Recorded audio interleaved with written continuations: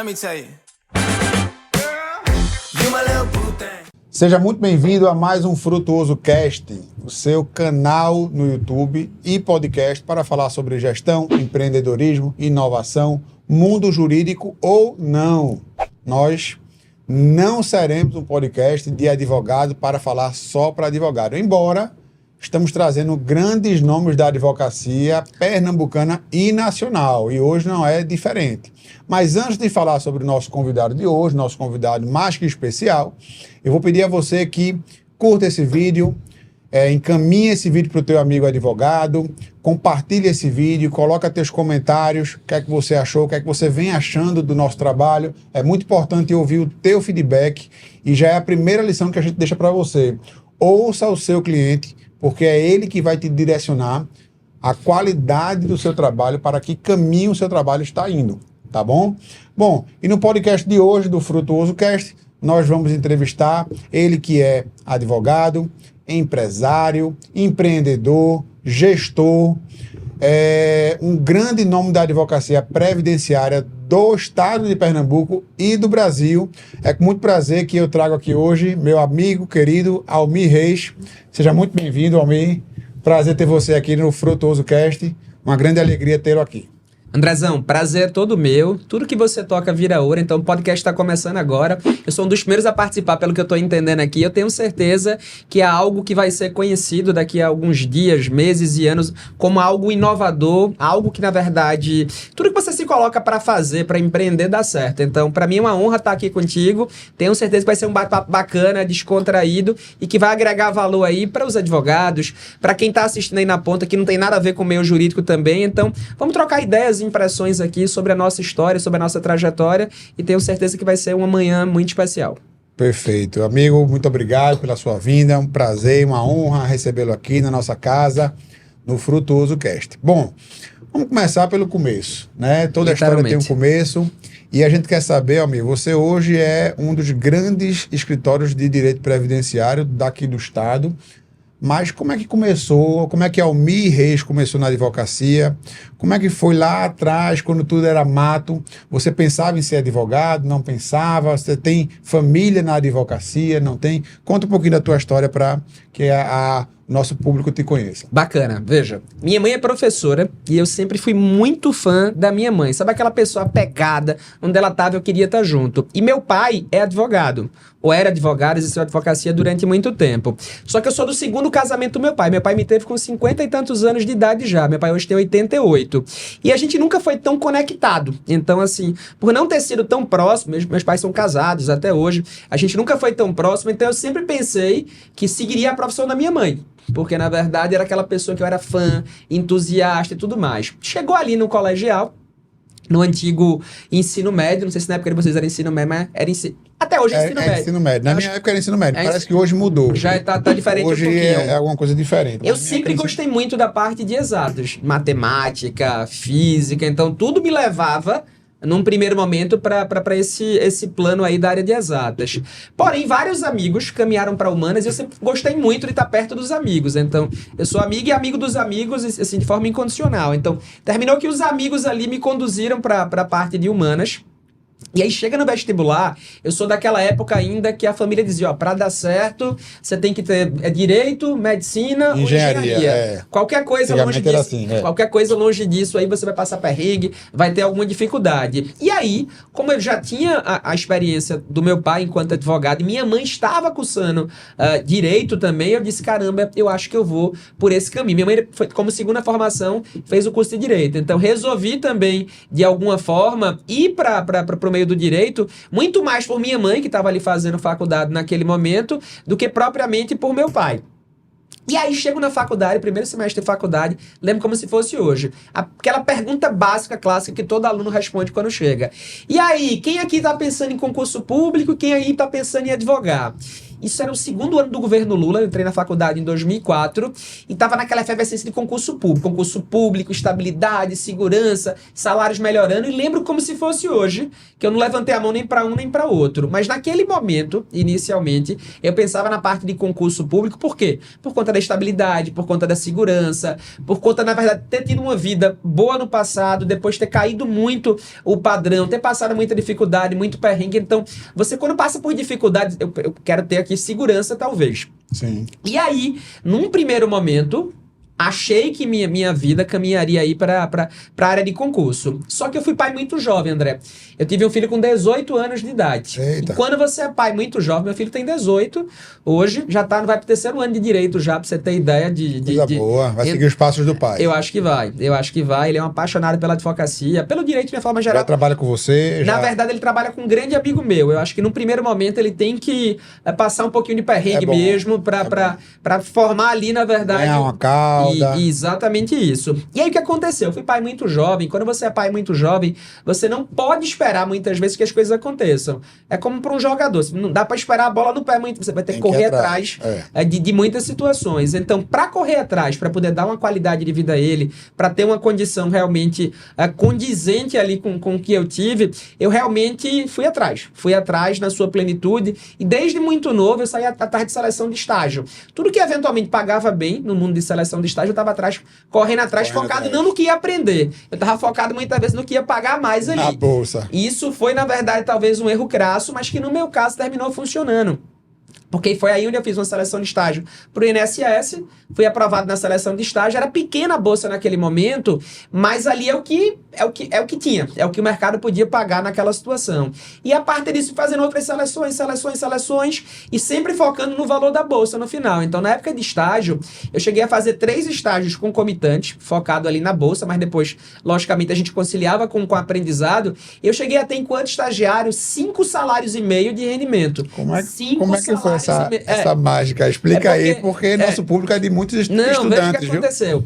Eu tinha 2 estágios que pagavam 2 salários mínimos cada um. E tinha um terceiro estágio que pagava 1 salário e meio. Então, não dava para, em tese, você acumular tudo isso, porque assim até o horário ficava incompatível. Mas eu acordava bem cedinho, pegava de 7h30, ficava até 11h30. Aí o primeiro já era perto do segundo, então pegava de 11h30 e até mais ou menos 3 da tarde. E o terceiro ficava de 3 até 7, mais ou menos. E de lá eu corria para a faculdade para, eventualmente, receber a carga que, de fato, era mais interessante, que era do conhecimento teórico, para depois utilizá-lo, logicamente, na prática. Então, durante algum tempo da minha vida, eu cheguei a conciliar 3 estágios concomitantes para poder dar guarida na situação em casa. Isso não foi muito tempo. Então, sempre você foi um lutador. Veja, a maior parte do tempo eu tinha 2 estágios concomitantes e conciliava com a faculdade, que é a realidade da maior parte dos brasileiros, dos estudantes, que realmente precisam pagar a faculdade, que passam ali, na verdade, matam o dia para comer à tarde, muitas vezes. Então, minha vida foi de muita batalha o tempo todo. Mas o que aconteceu de tudo isso? Eu focava no dinheiro e terminava que Deus ajudava na ponta, me trazendo conhecimento voltado para a área previdenciária. Porque por onde eu passei, INSS, Justiça, TRF, Ministério Público, TRT, em todos os locais eu via matéria previdenciária. Coincidentemente, eu pegava a parte previdenciária. Eu dizia, alguma coisa tem, porque assim, tudo que eu vou fazer, às vezes não tem nada a ver, a essência não era previdenciário, mas terminava que a parte que eu pegava era voltada para direito previdenciário. E lidando muito naquele momento ali com servidores públicos, comecei a olhar com olhos ainda mais arregalados a parte da segurança, né? A parte da segurança. E comecei, na época de faculdade, a fazer concursos. Fui aprovado em concursos, nomeado para concursos, mas quando chegou nesse momento, eu já tinha uma visão completa da realidade de todos os lados. Então, já sabia mais ou menos como era estar do outro lado no judiciário, como era estar, na verdade, enquanto estagiário no escritório de advocacia, como era a visão do Ministério Público. Então, eu tinha uma visão completa e vislumbrava naquele momento que o que a advocacia conseguia apresentar na ponta de resultado para os segurados era algo muito ainda embrionário, era algo muito ainda em formação. Tinham poucos escritórios voltados para a temática de direito previdenciário, e aí foi quando a gente teve o feeling. E se eventualmente a gente abdicasse daquela segurança que uma parte de concurso poderia apresentar, empreendesse aqui? Será que daria certo? E o que acontece?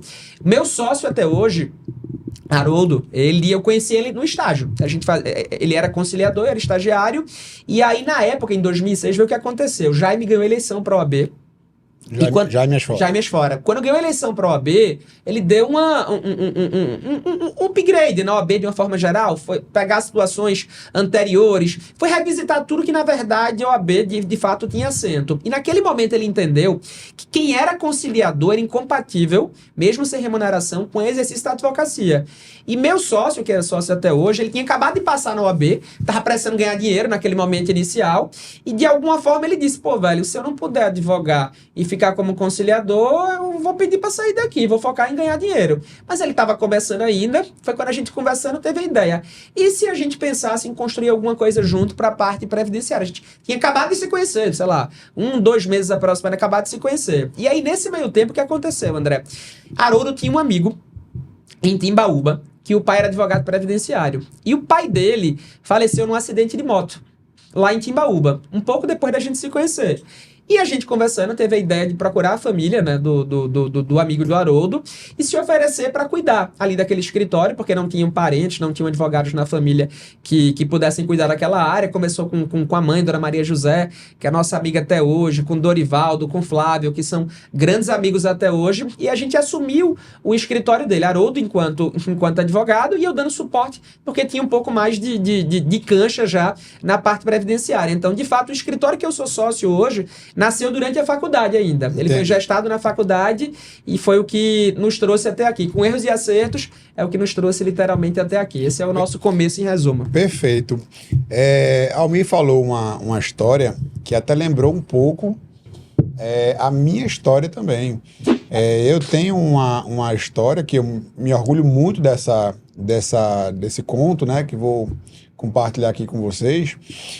No começo da minha carreira, eu estagiava na Justiça Federal de manhã, estagiava no Tribunal de Justiça à tarde, então, e à noite eu ia para a faculdade. Então eu tinha preenchido a manhã toda, de 8 a meio-dia, a tarde toda, de 2 às 18 horas, a noite toda, de 17 até 10h30, e nos finais de semana eu era servidor público concursado da Secretaria de Justiça e Direitos Humanos. Meu Deus do céu. Então era sábado... mais doido do que eu.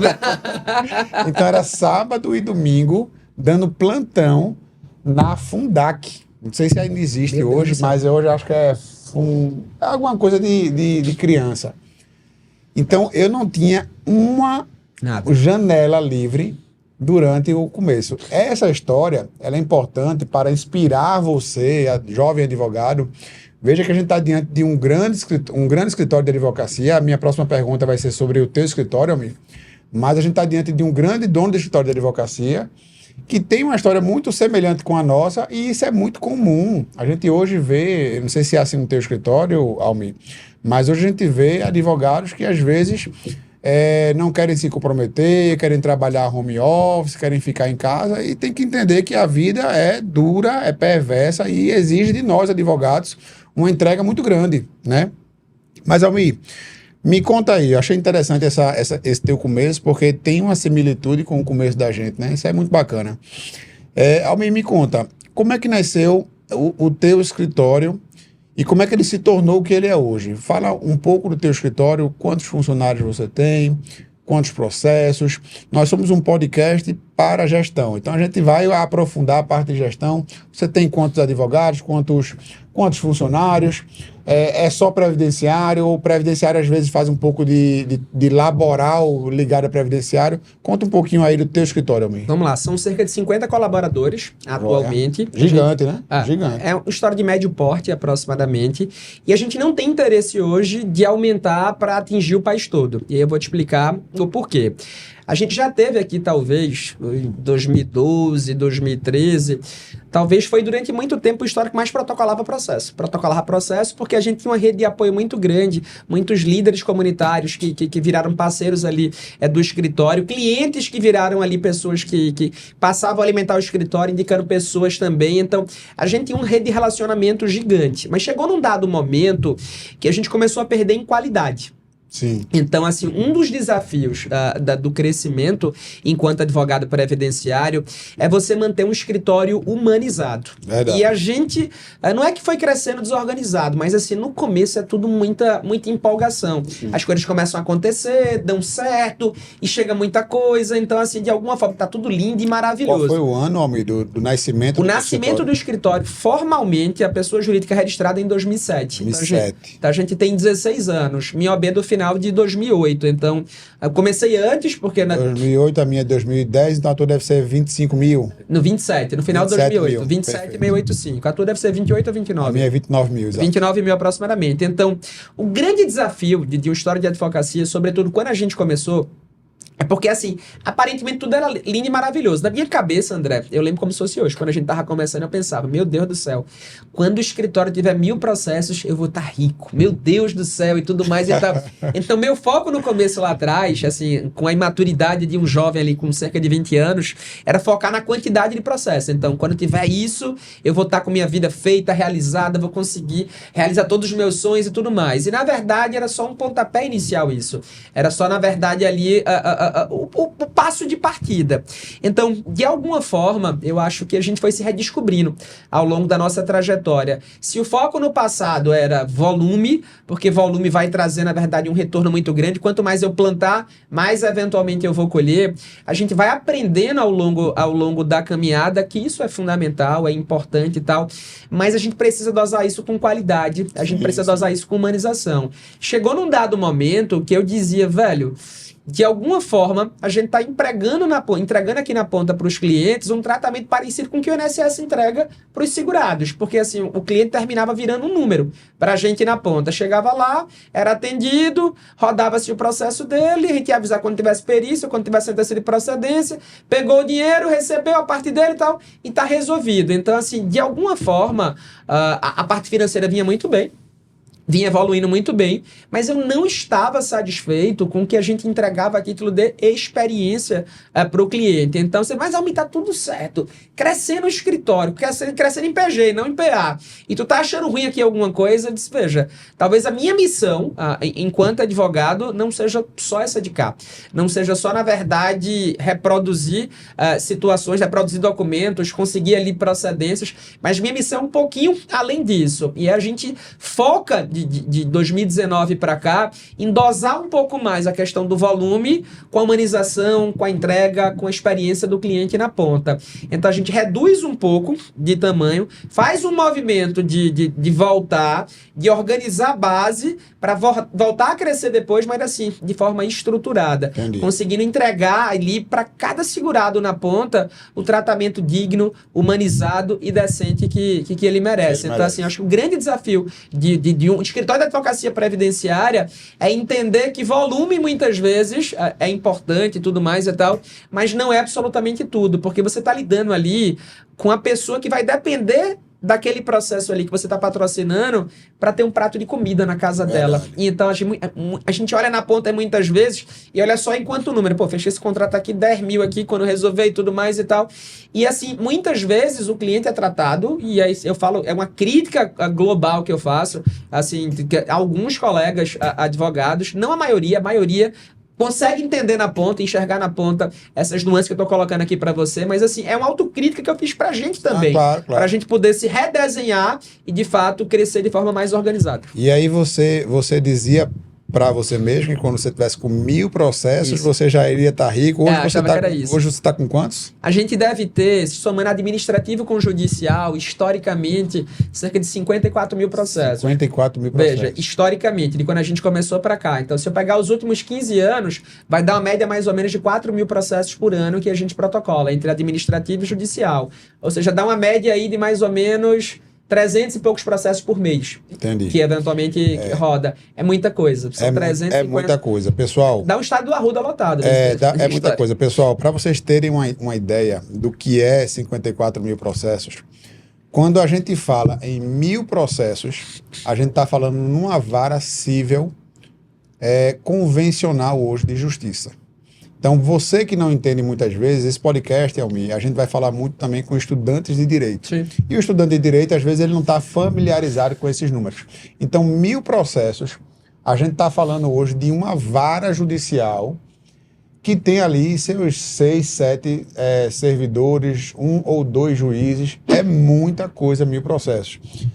Xiaomi tem 54 mil processos historicamente, ou seja, não são processos ativos hoje no escritório, são processos que ele já teve de 2007. Ativo a gente deve ter hoje por volta de 6 mil e um pouquinho. De 6 mil processos. É muita coisa. São 6 varas judiciais funcionando no escritório.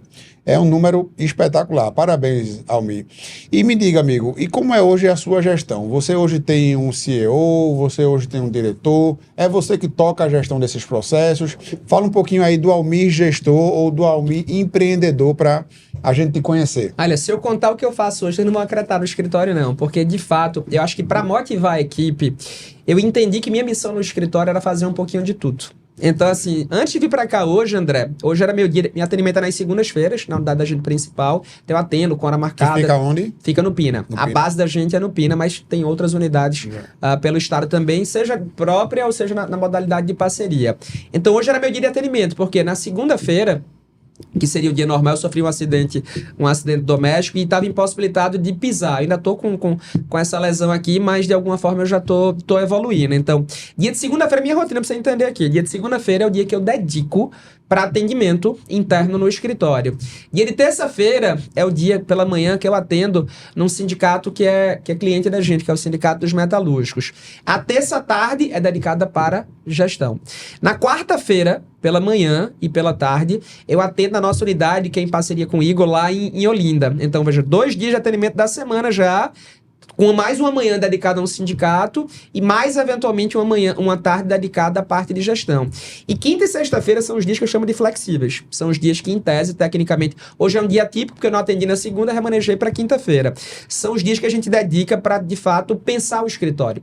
Porque não adianta nada executar todas as funções e não ter uma cabeça para pensar o que, de alguma forma, como a gente deve se posicionar, o que é que precisa mexer, o que é que deve colocar de novidade, como é que a gente inova, onde é que a gente empreende de forma diferente. Enquanto eu estou aqui hoje, eu tenho 3 sócios que estão eventualmente verificando 2 pontos novos, que mostraram-se viáveis a partir de um estudo que a gente fez de viabilidade e que a gente quer, ao longo do próximo ano, abrir mais 2 unidades a cada semestre. A advocacia previdenciária, Almir, ela é muito disso, né? De ter muitos pontos de... Hoje vocês têm quantos pontos hoje na tua estrutura? Veja, somando com os pontos que são de parceiros, que a gente é sócio do parceiro em condições de igualdade, são 8 pontos. 8 pontos? 8 pontos. E a nossa meta é chegar a 2025 com 15 pontos. Nossa. E aí, num primeiro momento, a gente vai, na verdade, em 2025, fazer uma avaliação de como se portou, de como se posicionou, do que eventualmente é rentável, do que eventualmente não é rentável, do que o estudo de viabilidade se mostrou fidedigno, do que se não mostrou, porque a gente não tem vergonha nenhuma. Abrir um ponto, eventualmente não deu certo, não funcionou, você tem que eventualmente entender que muitas vezes não adianta na murra em ponta de faca. Claro, Aquela situação não funcionou, redireciona o teu esforço e vai para outra situação. Então, no nosso meio, assim, diferente do que acontece em outros mercados, os grandes de 10 anos atrás não são os mesmos de hoje. Sim. Se a gente pegar hoje quem são os gigantes da minha área, de forma, em quantidade de processo, em quantidade de colaboradores, você tem ali, na verdade, uma oscilação. Sim, então, sim. dificilmente quem era muito grande há 15 anos atrás vai continuar grande. Tem situações, tem exceções? Tem. Mas assim, é porque muita gente que entende que está funcionando bem, que está dando tudo certo, fica parado ali fazendo exatamente a mesma coisa. E vem outro... Esquece do conceito de empreender, esquece do conceito de inovar, vem outro com a cabeça mais arejada, já tendo sido forjado ali em situações que o fizeram aprender e consegue levar ali uma fatia de mercado interessante. Então, eu digo a você com tranquilidade que até 2030 a advocacia previdenciária vai ser o maior ramo do direito. Mas assim, com vantagem ali de alguns pontos percentuais em relação ao segundo. Porque o que a advocacia trabalhista conseguia entregar há 15 anos atrás, quando a gente estava se formando, André, hoje a advocacia previdenciária consegue proporcionar na ponta de forma muito parecida. Eu conheço colegas com 2 anos de atuação que já têm hoje uma vida estabilizada. Isso é a regra? Não. Isso é exceção da exceção da exceção. A advocacia é uma luta diária. Eu conheço colegas que estão há 10 anos tentando e ainda não conseguiram se estabilizar. Mas... na advocacia previdenciária, Almir, eu tenho amigos que estão num verdadeiro perrengue em centros espetaculares, São Paulo, E eu tenho amigos em centros menores, no interior de Pernambuco, até mais ao norte do Nordeste, Fortaleza, estão muito bem. Voando, captando clientes, fazendo. E aí eu vou falar sobre captação de clientes, Sim. que esse é um conceito também muito efêmero na advocacia. Antigamente falar em captação de clientes isso é uma aberração, advogado não capta cliente. Capita sim. À medida que a gente está hoje se comunicando, a gente está fazendo a comunicação. Eu tive uma experiência muito interessante. Eu estava em São Paulo, eu vou muito para São Paulo, inclusive estou indo para São Paulo agora domingo, vou ficar uns 10 dias. E lá em São Paulo, num congresso, eu me deparei com captadores do presidente da OAB, lá de São Paulo. Não vou dizer qual foi o presidente, isso faz muitos anos já, mas o presidente da OAB com captadores.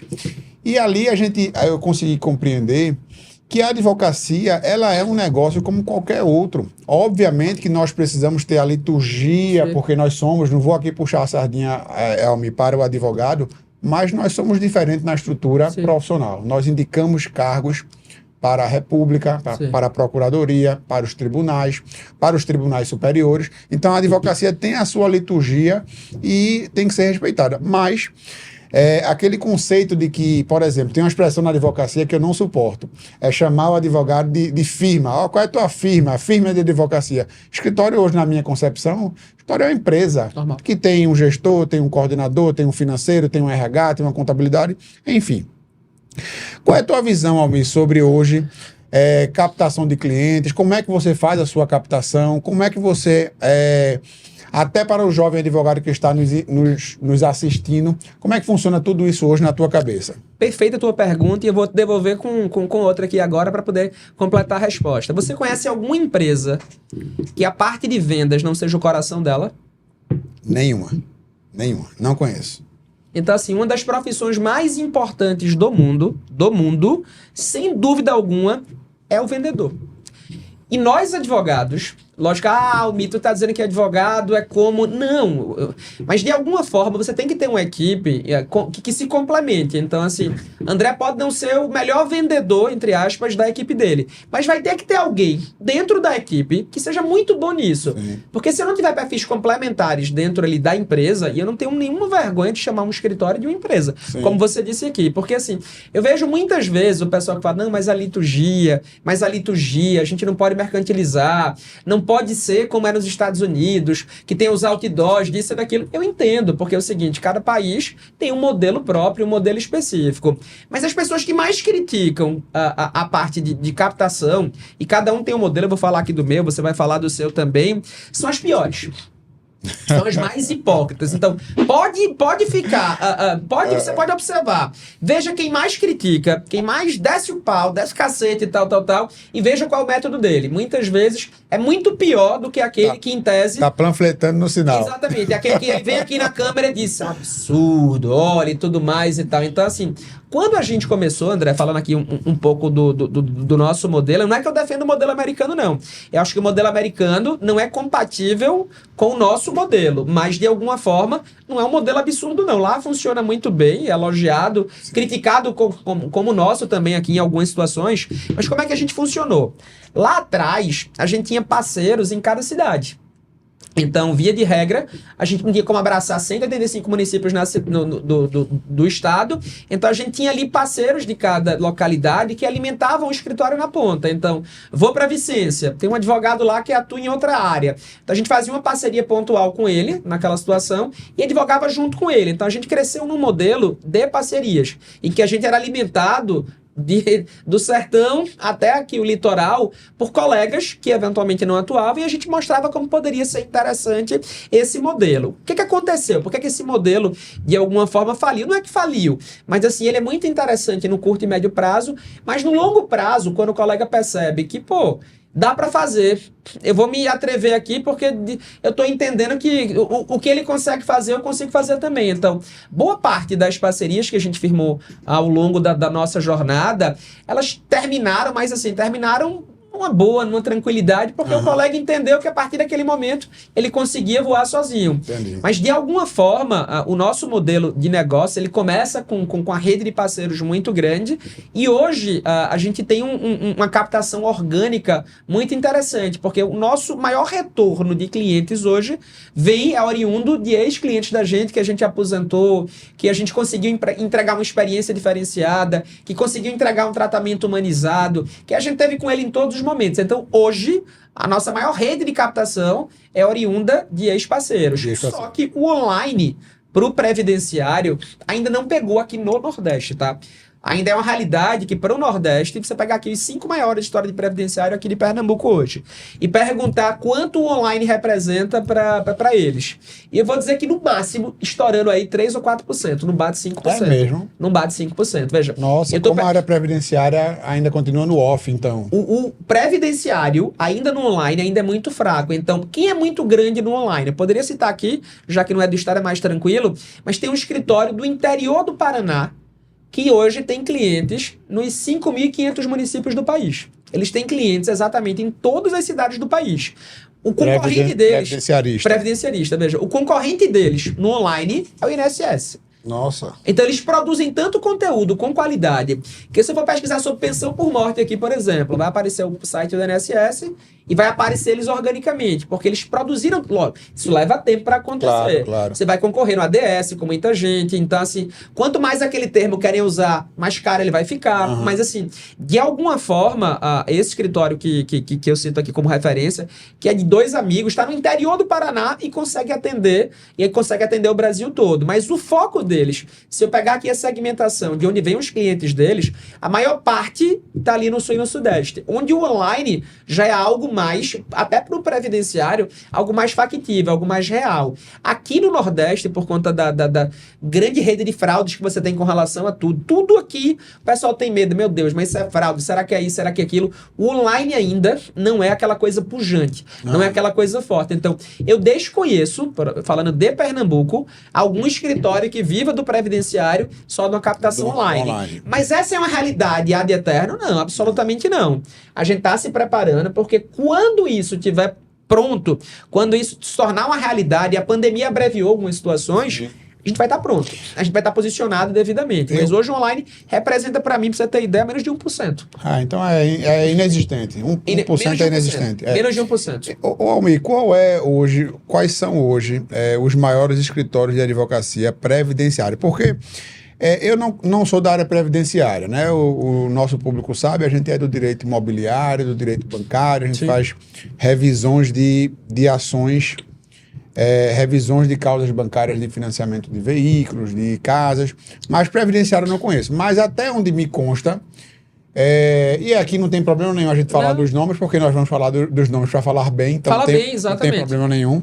Até onde me consta, o maior ou um dos maiores é o seu, o do, acho que é Ney, não sei se é Ney Araújo ou é Ney Latorraca. Não, Ney Latorraca é o ator. Ney Araújo é um grande amigo. Corta isso aí, vice Deco. Não, deixa aí, porque Ney Araújo é um grande amigo. E assim, é como se fosse um pai pra mim na advocacia. Então, pai e o Ney, um beijo pro senhor. Ney Latorraca foi fogo aqui, mas deixa como tá. Ney Latorraca foi fogo. Ney Araújo. Mas quais são os maiores nomes do passado, Almir? Porque, como você falou, eu acho que você foi muito feliz. No passado existiam escritórios gigantes nessa área. Isso. E isso vem mudando a cada período de 5, 10 anos. Mas no passado, quais eram os maiores nomes? Vamos lá atrás, a gente tinha como concorrente...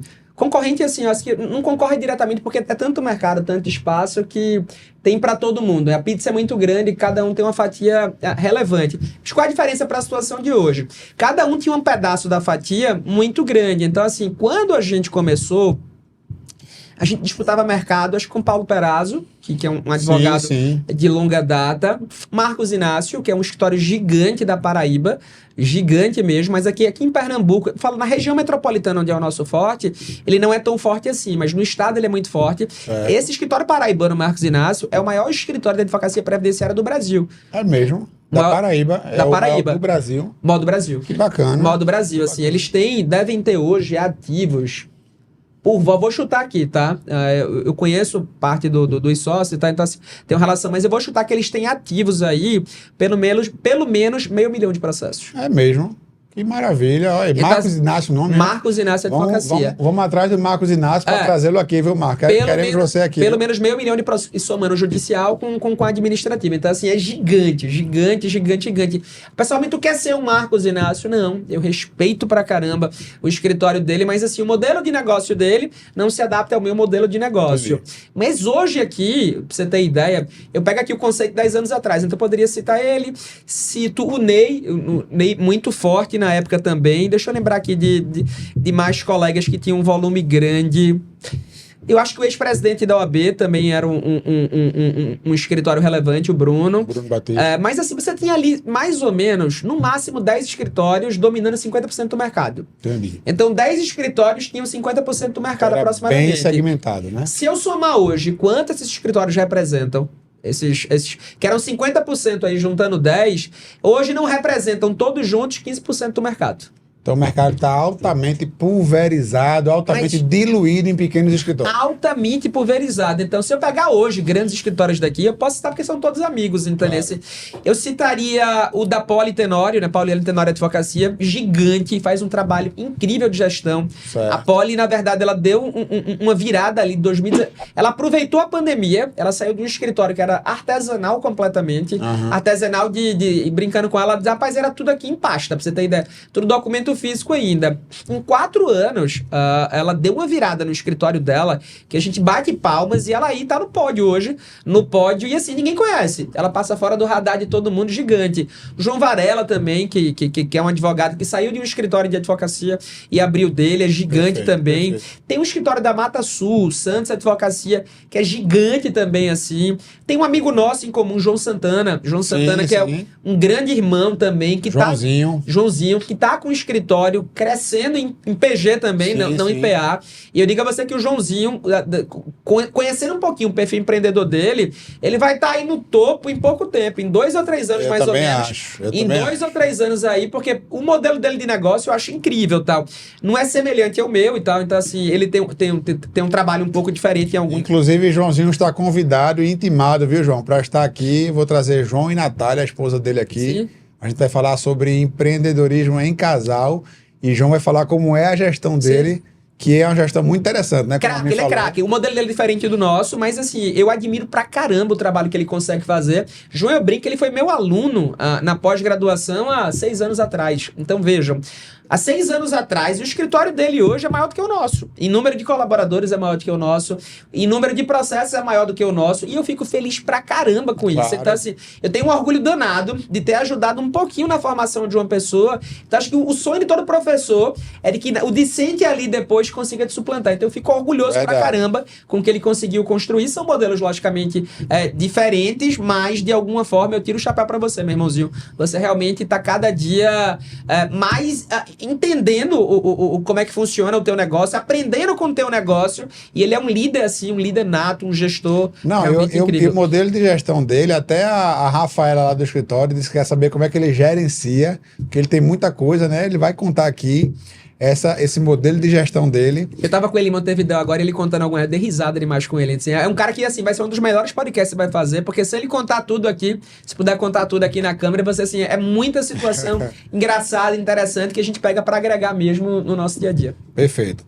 Almir, mas vamos pra gente não perder o fio da meada e não sair ali do assunto do comercial, de captação. Vou falar como é a captação lá do meu escritório, mas antes...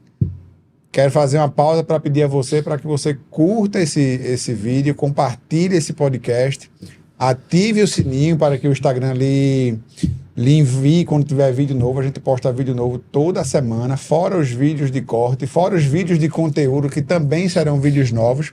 Então a gente está gerando muito conteúdo. Essa informação, como um grande gestor de escritório de advocacia, nosso amigo Almir Reis, como ele capta clientes, como é a visão dele de negócio. Você tinha isso há alguns anos atrás, talvez num simpósio, numa palestra. Almir é palestrante também, né, Almir? Sim. Então, talvez você tivesse isso numa palestra, pagando aí talvez um ticket de R$1.000, R$500, e você está tendo isso hoje totalmente gratuito aí na sua sala de casa, deitado aí no seu sofá.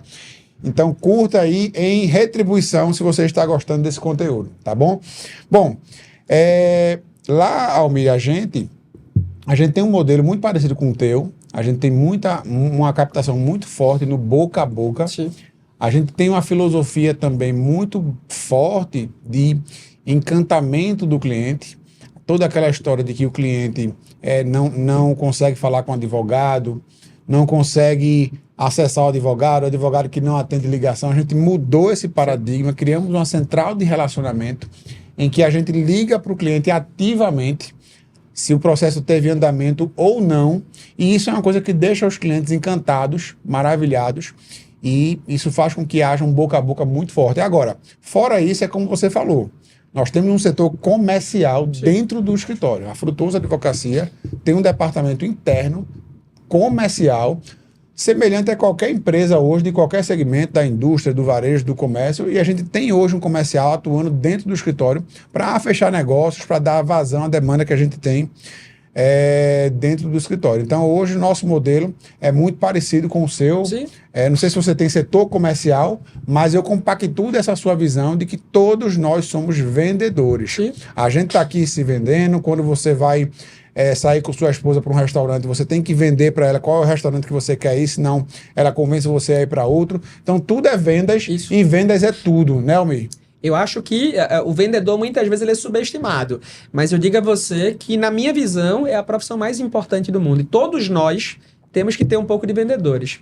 Quem eventualmente acha que vai resolver tudo só com a parte acadêmica, ou só com a parte prática, ou só com isso, que a advocacia, por conta da liturgia, falar em vendas é aquela coisa, não, meu Deus do céu, é mercantilização. Não, veja, a gente respeita tudo isso. Mas se não formos bons vendedores, o nosso produto ali, ele vai continuar na prateleira. Verdade. Ninguém vai, na verdade, do nada ali, eita, eu sou curioso, eu vou ver como é que é isso aqui e tal. Então, eu não estou desmerecendo a parte aqui, pelo contrário, entendeu? Essa parte acadêmica é fundamental, a parte prática é fundamental. Mas se você não tiver um setor comercial, depende muito da área de atuação. Pra gente, a gente não tem ainda um setor específico só comercial. A gente tem um setor do sucesso do cliente, que é o que lida, que tenta entregar ali experiência, que tenta ter uma postura ativa e não passiva, porque quando você não faz isso, não tem uma postura ativa, a quantidade de reclamações que você muito grande. Meu irmão, Muito grande. Então, assim, muitas vezes o custo, o que você vai ter de retorno ali, é aquela velha máxima. Um cliente satisfeito vai te trazer pelo menos um cliente a mais, 2 clientes a mais. Verdade. Um insatisfeito tira 10. É verdade. Ele tranquilamente tira 10 pessoas. Então, Verdade. a gente tenta... Não é que eu acerte em tudo não, tá? A gente vai continuar tendo situações, porque assim, há cliente que por mais que você tente fazer o melhor, entregar... Então, na nossa área é muito comum a pessoa chegar e dizer, mas rapaz, o processo do vizinho aqui resolveu com 15 dias. O meu tá 1 ano já travado e tal. Então, assim, me dê, vamos consultar aqui para ver. São situações diferentes, muitas vezes não foi daquele jeito. Então, tem muito isso a rádio peão. Tem muito disso. Então, numa empresa só vão ter 3 ou 4 advogados que cuidam ali dos processos daquela empresa, na parte previdenciária. Então, aposentou um com advogado X. E disse, o bom é esse aqui que aposentou primeiro do que todo mundo. Então, o cliente muitas vezes não entende na ponta essas particularidades. Que cada processo vai para uma vara específica, e cada vara específica tem 2 juízes, um titular e um substituto, que em grau de recurso são turmas recursais ou turmas no tribunal diferentes, que cada uma tem um time próprio, que cada juiz é um mundo diferente, cada juiz é uma cabeça. Então, para o cliente na ponta, ele só entende o seguinte, para o nosso cliente, o previdenciário, tá na justiça. Então, assim, como se a justiça fosse algo uno, que colocou lá, todo mundo vai ter o mesmo tratamento. E na prática não é assim, André. Pra tu que advoga muito no cível, se caiu na primeira vara de um jeito, na segunda é outro, na terceira é outra. Então, eu costumo dizer que na nossa área, especificamente, cada juiz tem o seu próprio CPC. E você tem que ir se adaptando a essas situações, a essas nuances. Exato. Almir, vamos mudar um pouquinho de assunto. Bora. Esse podcast é para falar sobre gestão, empreendedorismo e inovação, mas também é para falar sobre o nosso convidado. E um capítulo importante na tua vida é a OAB. A OAB é um capítulo importante na tua vida. E eu queria saber de você. Você teve uma experiência agora muito relevante. Sim. Você liderou a oposição. Sim. Na disputa da OAB Pernambuco. Sim. Foi uma campanha muito aguerrida. Você passou e expressou teus valores, tua visão de mundo. Como é que foi a entrada nesse mundo, Almir? O que é que deu em você, para você, depois de tão bem sucedido, um escritório tão maravilhoso como o teu, você abrir teu olho para a gestão de classe, não a gestão do escritório de advocacia, mas a gestão de um órgão de classe? O que é que te levou a empreender nessa seara? O que é que te levou a abrir os olhos para esse mundo? Vamos lá. Importante tua pergunta, eu já falei sobre isso, mas talvez nunca em um podcast. Quando o pessoal me pergunta, que loucura foi essa, ou que loucura é essa de se envolver com um órgão de classe? Tu tá com uma vida tranquila, vida bem resolvida, um escritório consolidado, vai levar pancada disso ou daquilo. E eu olho para trás e não me arrependo de nada, nenhum minuto e nenhum segundo, porque tudo que eu tenho, meninas que estão acompanhando aqui a gente nos bastidores, né, que tá ali gravando com a gente, tudo que eu tenho foi a advocacia que me deu, André. E num dado momento, eu participei durante muitos anos da OAB, nas mais variadas comissões e eventos. Fui homenageado pela Escola Superior da Advocacia como professor honorário da entidade. Então, dei minha contribuição ao longo... Eu não sabia. Você fez parte, então, da gestão. Durante muitos anos. Praticamente do começo da minha história enquanto advogado até 2019, até o começo da gestão de Bruno, a gente fazia parte, assim, nas mais variadas posições. Na virada, Bruno disputa a eleição sem oponente. E na virada ali da gestão do Rony para do Bruno, a gente acreditava que o Bruno, enquanto previdenciarista, de alguma forma faria a melhor gestão de todos os tempos. Porque ele é um cara agradável, boa praça, entendeu? De uma conversa boa e tudo mais. Então, de alguma forma, a gente apostou nele. Eu tinha talvez ali muito mais proximidade com o possível oponente do Bruno na época, que era o Carlos Neves, que hoje é conselheiro do Tribunal de Contas. Sim, meu amigo, Carlos Neves. Carlos Neves é um cara... Não, Harten não, Carlos Neves. Carlos Neves. Carlos Harten eu conheço também, da Queiroz Cavalcante. Da Queiroz Cavalcante. Mas o Carlos Neves é um grande amigo. Houve uma disputa ali entre os dois dos bastidores para saber quem seria o candidato à sucessão. E na época eu fazia parte da gestão. Então, assim, a oposição, de uma forma geral, era completamente... Ficou esperando ali o que aconteceu naquela disputa. Quando se decidiu por Bruno, apesar de ter mais afinidade com o Carlos, pelo fato do Bruno ser previdenciarista, os previdenciaristas, e eu fui um deles, ficou ali com o Bruno. E a gente achou que ele ia, de alguma forma, fazer uma gestão ali voltada para todo mundo. Não ia olhar, talvez, ali só para o próprio escritório dele, para o próprio umbigo. Entendi. E aí o que acontece? Eu acho que o Bruno, quando assume, ele já enquanto presidente da entidade, boa parte das atitudes dele iniciais com relação ao previdenciário, a gente discordou. Ele colocou, a primeira coisa que ele fez foi colocar o sócio como representante da OAB local, o sócio dele como representante da advocacia pernambucana no Conselho Federal da OAB. Ele começou a fazer ali movimentos que, num dado momento, a gente percebeu que aquela coisa do boa praça, da pessoa agradável, não sei o que e tal, que boa parte das pessoas estavam ali para tirar proveito, ali de alguma forma, se beneficiar de alguma forma. Então, não é uma crítica direta a ele, mas assim, eu comecei a ver o sistema com outros olhos. Então, aquela escola, um cargo honorífico e tudo mais, que não tem remuneração, a gente tá aqui para entregar e tal. O que a gente começa a perceber, olhando para cada uma das peças do tabuleiro, é que cada um tá ali porque tem um interesse por cada um. Eu não vou generalizar, dizer que são todos, mas 90% dos que estão ali, muitas vezes, tem algum interesse ali embaixo da mesa, alguma coisa assim, estão ali por conta disso ou daquilo. E aí eu olhei para trás e disse, veja, eu não dependo de absolutamente nada de sistema OAB. Absolutamente nada mesmo, assim, em todos os sentidos. Sou advogado desde 2008. Nunca tive uma única representação no Tribunal de Ética e Disciplina enquanto advogado. Absolutamente nada. Nunca prestei um favor de absolutamente ninguém. Pelo contrário, sempre tive ali para servir a vida toda, para fazer o bem.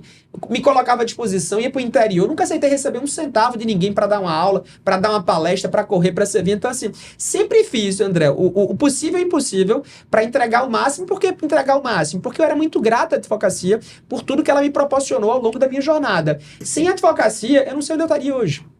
Então, de alguma forma, a advocacia me deu tudo e mais um pouco. Me levou para um patamar que eu nunca imaginei, no melhor dos sonhos, que poderia eventualmente chegar. E aí eu fiz um movimento de saída pela frente, coloquei as minhas razões, disse, olha, eu tô vendo aqui que boa parte das pessoas estão aqui para se servir.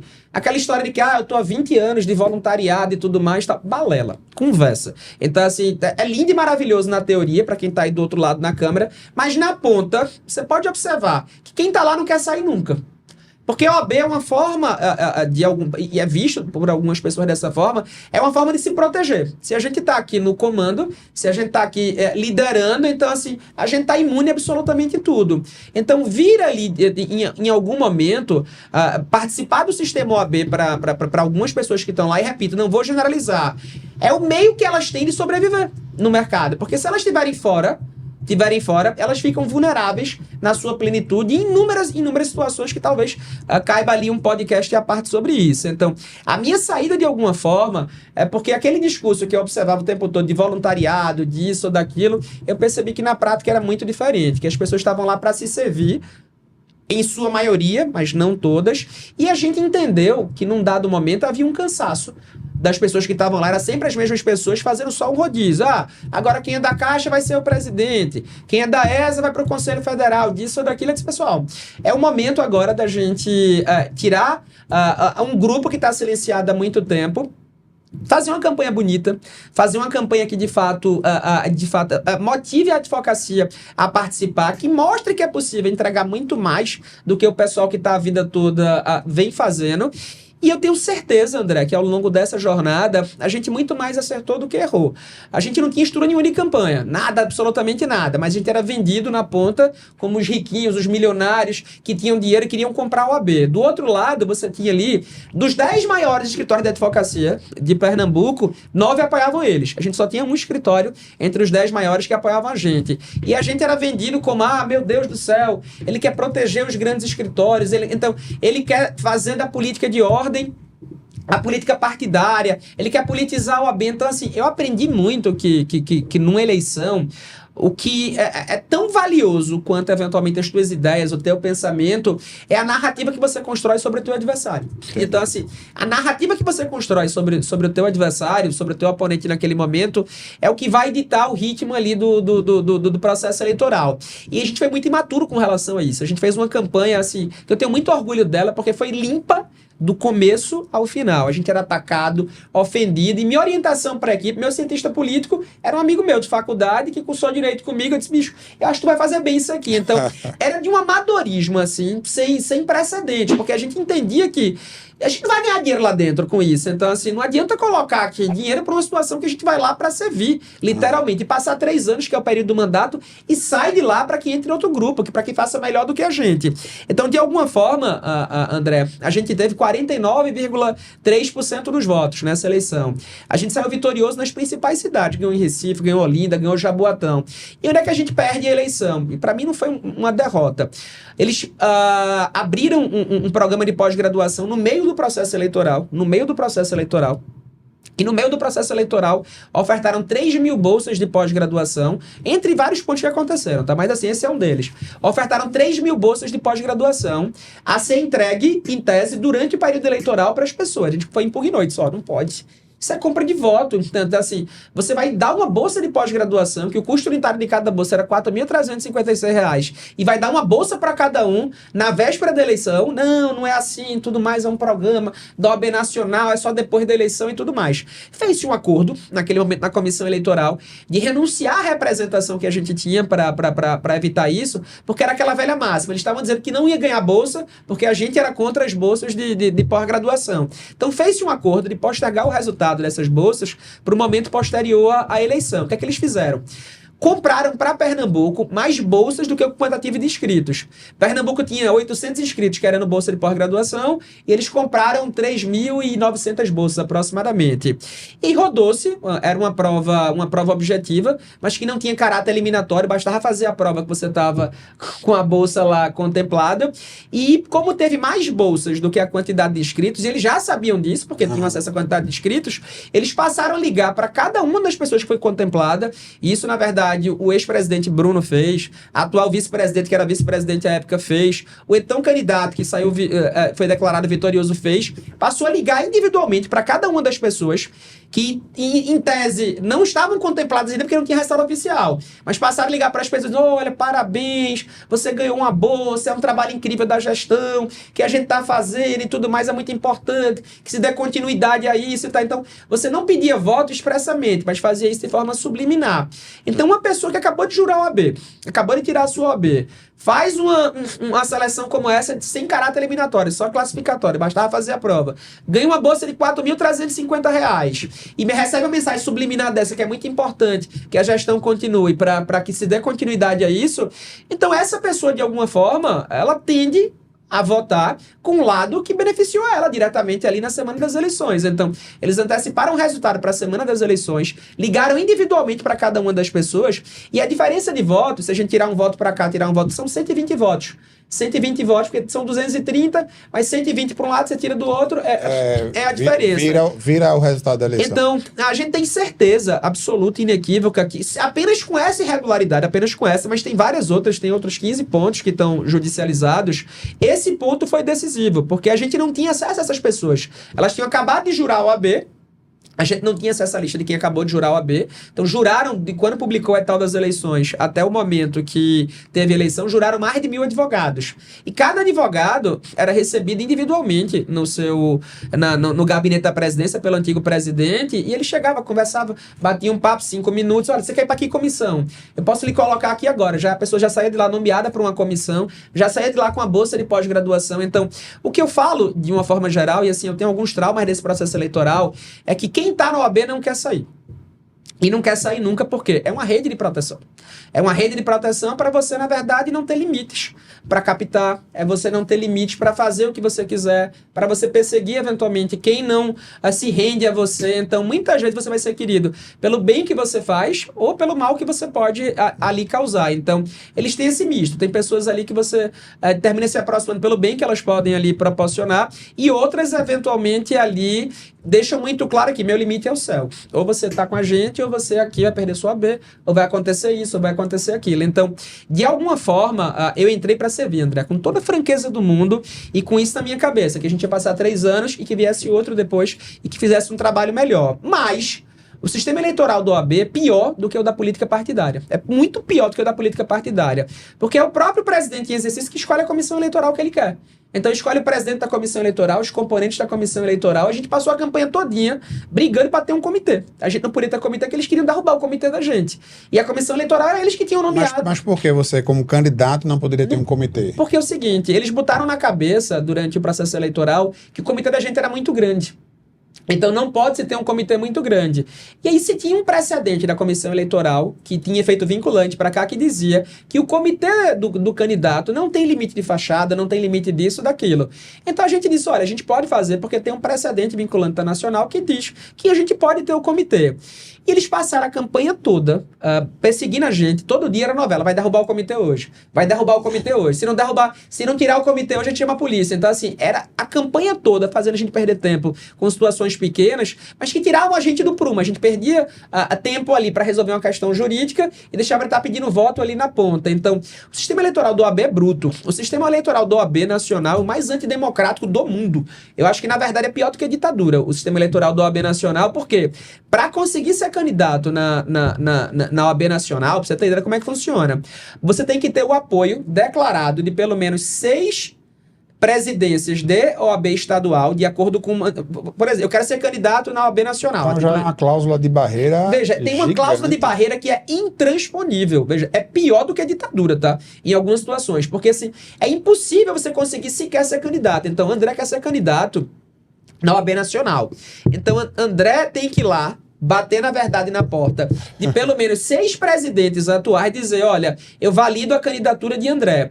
Só que nenhum presidente assina a validação de uma segunda, terceira candidatura por uma questão muito simples. Se ele assinar validando a candidatura de André de Pernambuco, ele, presidente que assinou, ele vai passar a ser perseguido pela OAB Nacional. OAB Nacional. Então, assim, de alguma forma, você, para conseguir ser candidato, 6 apoiadores, e depois você disputa uma outra eleição com aqueles que se elegeram no processo eleitoral, que só votam os 81 conselheiros federais. Então, eu digo a você que é impossível, mas assim, é impossível que você tenha uma candidatura de oposição a nível nacional com alguma chance de sequer registrar a candidatura.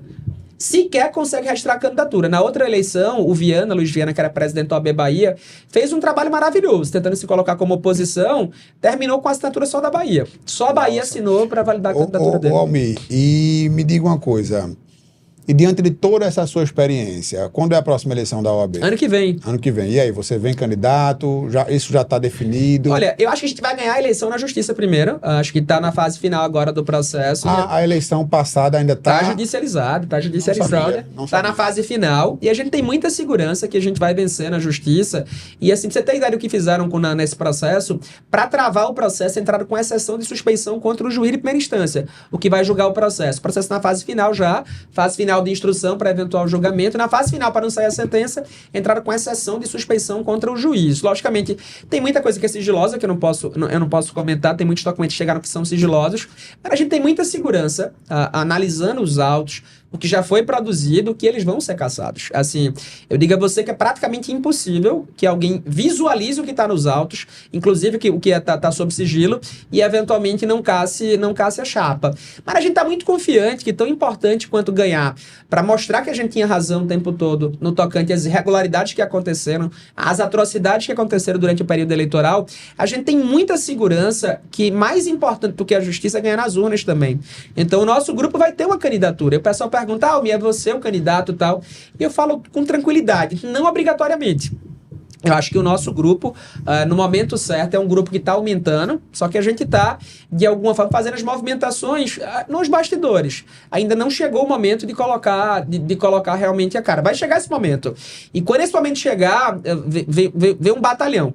Vem uma legião de pessoas, muita gente que era do outro lado, agora está com a gente. A gente não perdeu ninguém de relevância pro outro lado, que vem do processo eleitoral. Então, se tivemos na outra eleição 49,3% dos votos, com tudo que aconteceu, com toda a imaturidade que tínhamos naquele momento, a gente tem ali uma segurança muito grande, que é uma eleição para se ganhar com uma margem boa. Acho que a candidatura de oposição que for colocada deve vencer a eleição com pelo menos 10 pontos percentuais aí de frente. E assim, não obrigatoriamente... Nossa, é uma margem... Não, veja, grande. A gente tem muita segurança. Por quê? E por que vai acontecer isso? Porque lá é uma dança de cadeiras do outro lado. São as mesmas pessoas o tempo todo para, na verdade, repetir o discurso que é o mesmo desde 2006.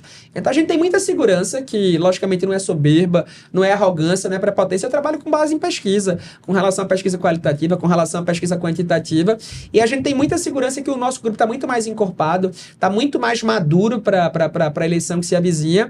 E eu tenho segurança que é um grupo que vai para a vitória de forma inconteste, que vai fazer história, porque é um grupo que vai para gerir, passar 3 anos, e vai torcer para que venha outro na sequência e faça um trabalho ainda melhor. E esse grupo vai, André, eu falo para você com tranquilidade, estou falando aqui para a câmera 3, para que vocês gravem e depois me cobrem. É um grupo que vai para servir.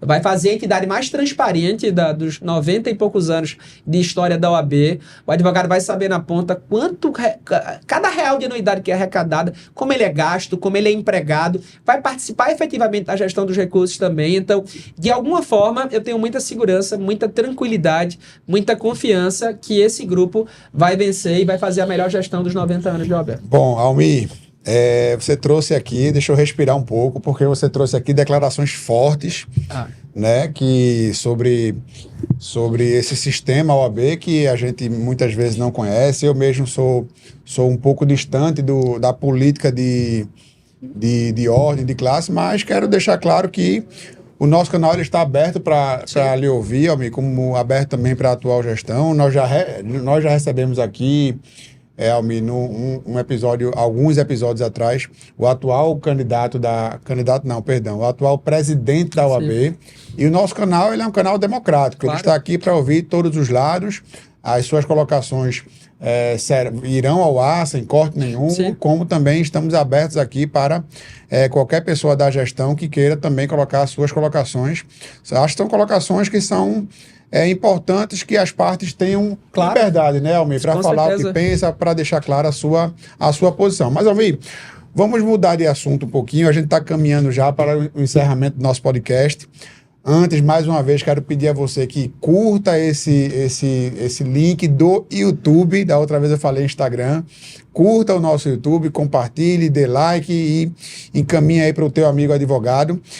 A gente tem aqui, Almir, um ritual para a gente fazer de encerramento, que é um bate-bola. Sim. Antes de fazer o bate-bola, Almir, eu queria que você deixasse as suas redes sociais. Sim. Para quem hoje te acompanha ou quer te acompanhar, nós somos um podcast, Almir, que estamos ganhando muita capilaridade no meio jurídico. Então, a gente tem muitos seguidores que são estudantes de direito, advogados recém-formados. Deixa aqui, Almir, o teu Instagram, o teu site, o canal que você quiser. Como é que a gente hoje encontra Almir Reis? Quem quer ser teu seguidor, quem quer ser teu mentorado, enfim. Vamos lá. O meio de comunicação que eu sou mais rápido e efetivo é o Instagram. Meu Instagram é Almir Reis Júnior. Tem o R do Almir, o R do Reis e o JR só no final, abreviado. Estou à disposição, podem mandar mensagem, interagir. Eu gosto muito de compartilhar histórias, de ouvir, de ajudar na ponta também, quando é possível. Então, tem muitos colegas que procuram a gente, querem dar o primeiro passo ali, André, e não sabem por onde começar. Sim. Então, a gente termina tendo ali uma missão princípio bem interessante de ajudar na fortificação da advocacia, especialmente do meu segmento, que é a parte previdenciária. Qual foi a tua outra pergunta? As tuas redes sociais, para que você possa... Sim, o Instagram, né? Almir Reis Júnior. Almir Reis, né? Almir, vamos para um bate-bola aqui. Vamos lá. Para a gente seguir para o nosso encerramento, é o nosso ritual aqui de passagem do Frutuoso Cast. Fazer um bate-bola aqui, fazer algumas perguntas rápidas, para que você responda também de forma rapidamente, para a gente fazer esse bem bolado. Prato favorito de Almir Reis? Rapaz, eu gosto de churrasco. Churrasco, né? Churrasco. Bom demais. Um livro. Eu tô lendo um muito bacana, que de alguma forma eu super recomendo, porque tem muito a ver com a forma como eu penso a vida. É o Grut. A tradução de inglês para português é garra. É da Angela Duckworth. Então, é um livro que fala muito de perseverar, da resiliência, do quanto é importante. O talento, sem dúvida alguma, é fundamental. Mas a persistência, a perseverança tem um papel, muitas vezes, mais relevante do que o talento. É um livro que eu super recomendo, não só para advogados, mas como para todos que, de alguma forma, querem entender como eu penso a vida. Ela pensa a vida de forma muito parecida com como... Maravilha. Um sonho já realizado. André, eu sou fã de viagens, né? Eu amo viajar, é um hobby aí, e eu nunca achei na vida que fosse conhecer mais de 50 países. Então, assim, de alguma forma, eu bati esse número recentemente. É um hobby que eu consigo conciliar bem com o trabalho de uma forma geral, porque hoje com os canais remotos, então, assim, eu cumpro o prazo da China, do Japão, então, assim, conhecer todos os continentes, ter pisado em mais de 50 países é um sonho que... Um sonho realizado. Com certeza. Essa história aqui, eu vou contar aqui uma história de Almir, que é uma história muito curiosa. Sim. Agora, acho que foi em maio, foi aniversário da minha esposa. Sim. E aí eu abri a câmera e perguntei ela ao vivo, isso não foi combinado não, perguntei ela ao vivo, tu quer dar um pulo em Londres semana que vem, nesse final de semana? Aliás, não foi assim não, eu perguntei se ela queria ir para o local A ou foi local B, né? Local 1 ou foi local 2, não foi, Raquel? Foi num papelzinho, foi. E aí o local 1 era Porto de Galinhas e o local 2 era Londres. Ela escolheu o local 1. Enfim, aí a gente organizou a viagem ali em 4 dias e fomos para Londres e foi maravilhoso. Uma cidade que eu amo, gosto muito de Londres. E eu vejo que você viaja muito, rapaz. Eu vejo que você teve uma situação que acho que você estava em Dubai, foi para um casamento no Brasil, aí voltou para Dubai na mesma... Como é que foi essa história, amigo? Cara, é o seguinte, o pessoal, muita gente acha que eu torro dinheiro com viagem. E eu sou um cara... Ele não torra dinheiro com viagem, não. Não, mas assim, Almir, você é muito estragado, gasta... E eu sou o cara mais econômico do mundo com viagem. Mais econômico do mundo. E como é que tu viaja tanto? Eu me planejo. Então eu me programo. Há situações que a gente realmente não consegue se planejar completamente e aconteceu na Copa do Mundo.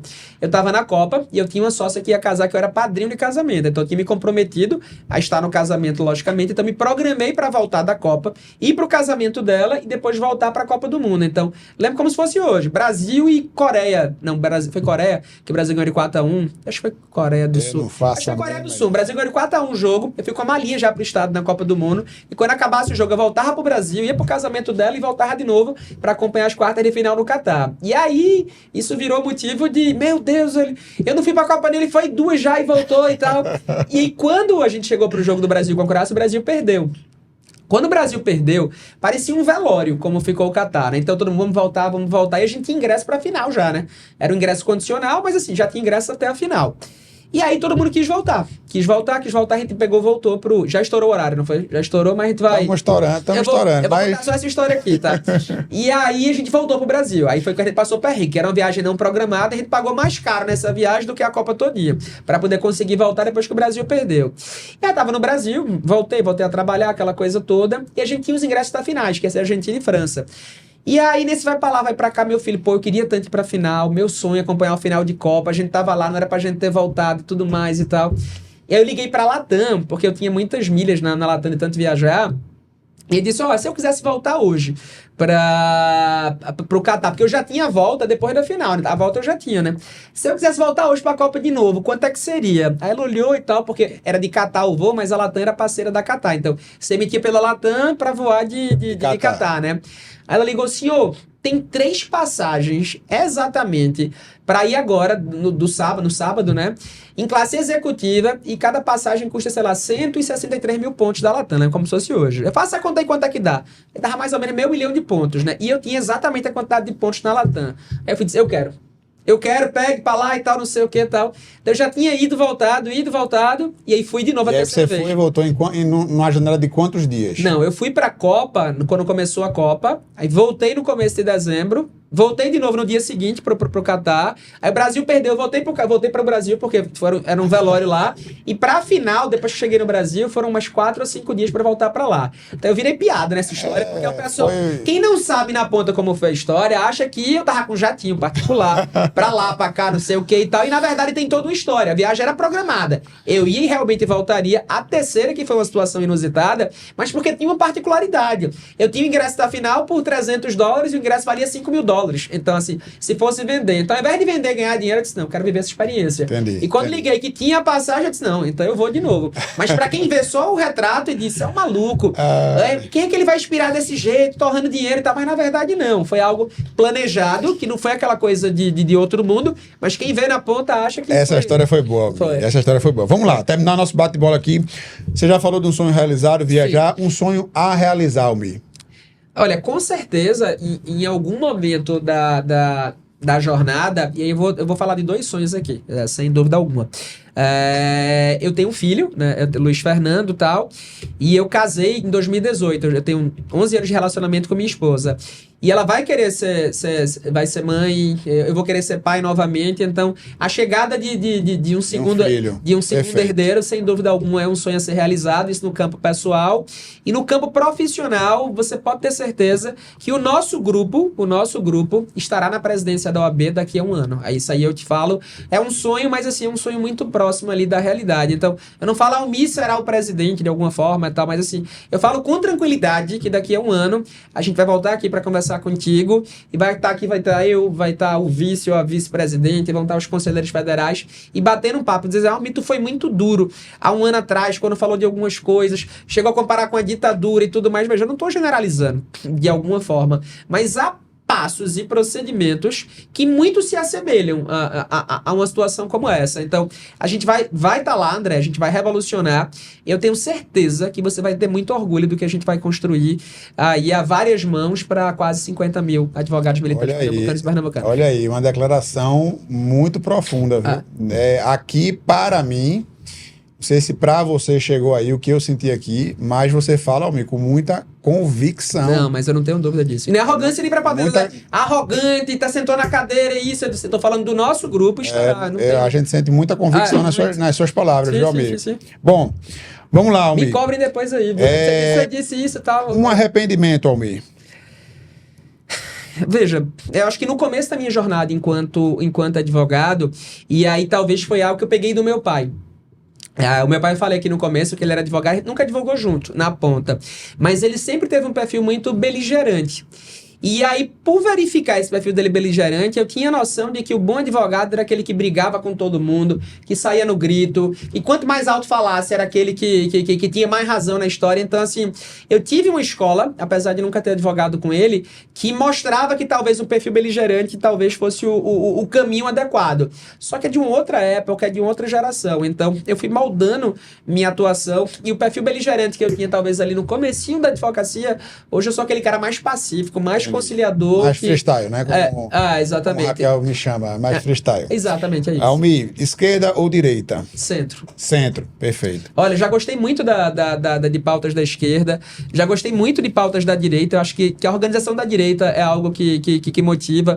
As pautas sociais da esquerda, de um mundo mais igualitário, me motivam também, mas assim, de alguma forma, eu não consigo estar num campo ou no outro. Eu acho que o campo do centro, dialogando, na verdade, com pautas interessantes da esquerda e da direita, é onde você mais se sente confortável. Centro, perfeito. Tranquilamente. Almir, antes de ir para o nosso desfecho, existe um livro de Flávio Augusto, um dos maiores empreendedores desse país, que fala do Orlando City, que fala sobre ponto de inflexão. É um ponto da vida dele em que foi crucial para a virada de chave em um determinado momento da vida dele como empreendedor. Qual é o ponto de inflexão que Almir Reis teve no seu passado, que fez com que Almir seja o que Almir é hoje? Existe esse ponto na tua vida? Cara, existe, mas assim, eu teria alguns pontos de inflexão na vida pessoal, na vida profissional. Eu acho que profissionalmente, para mim, uma virada de chave, e o Almir é uma pessoa talvez muito melhor, essencialmente depois da eleição da Ordem, em 2021. O que eu vivi ali com 35 anos, de alguma forma, talvez eu não estivesse pronto para viver, porque eu não entendia que assim, as pessoas eram capazes de ir tão longe na busca pelo poder. Então eu entendi um pouco mais do mundo, então eu tinha visão de mundo muito romântica. Sabe aquela coisa que tudo vai se resolver aqui, a guerra do Hamas com Israel agora, senta na mesa, conversa, dialoga, dá para resolver, concessões recíprocas e tal. Então, assim, eu tinha uma visão muito romântica de mundo. Então, eu perdi essa visão romântica de mundo, então eu considero a eleição da Ordem, assim, um ponto de inflexão, porque repercute para mim na vida pessoal, assim, os meus valores são exatamente os mesmos, mas o meu comportamento hoje, sem dúvida alguma, é diferente. Então, é diferente. Perfeito. Bom, Almir, nós estamos finalizando nosso podcast. Eu vou fazer aqui as últimas considerações para acabar. Quem vai finalizar o podcast é você, deixando suas considerações tanto para o podcast quanto para a advocacia. Sim. Mas antes de finalizar, eu quero apenas fazer mais duas observações. Sim. A primeira é te agradecer, Almir. Agradecer pela sua presença, por você ter vindo aqui, doado um pouco do seu tempo, da sua experiência. Muita generosidade sua, compartilhar.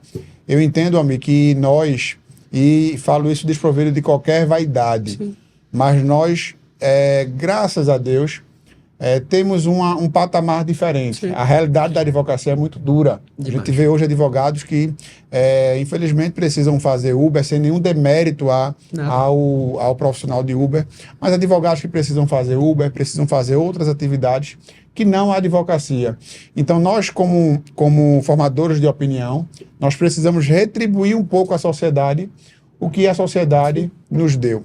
Então, eu quero lhe agradecer, Almir, por vir aqui, por compartilhar o seu conhecimento, e quero pedir a você que está nos ouvindo, antes de passar a palavra para você, Almir, quero pedir a você que curta esse trabalho, curta esse podcast, compartilhe, dê seu like, ative o sininho, esteja apoiando o nosso trabalho e comentando aqui qual é o próximo nome que você quer ver aqui nessa cadeira no Frutuoso Cast. Bota aí nos comentários quem é o nome que você quer ouvir aqui e ver que nós vamos buscar esse nome aqui para você. Almir, encerre o nosso podcast e eu queria que você, para finalizar, dissesse o que é que você achou desse trabalho de trazer conhecimento, trazer informações para o advogado, trazer conhecimento de gestão e de empreendedorismo para a advocacia, e também você fale para o advogado recém-formado quais são as tuas considerações finais nesse podcast. Amigo, muito obrigado, e você encerra o nosso trabalho. Andrezão, obrigado. Você não tem noção do quanto você é importante para a minha trajetória,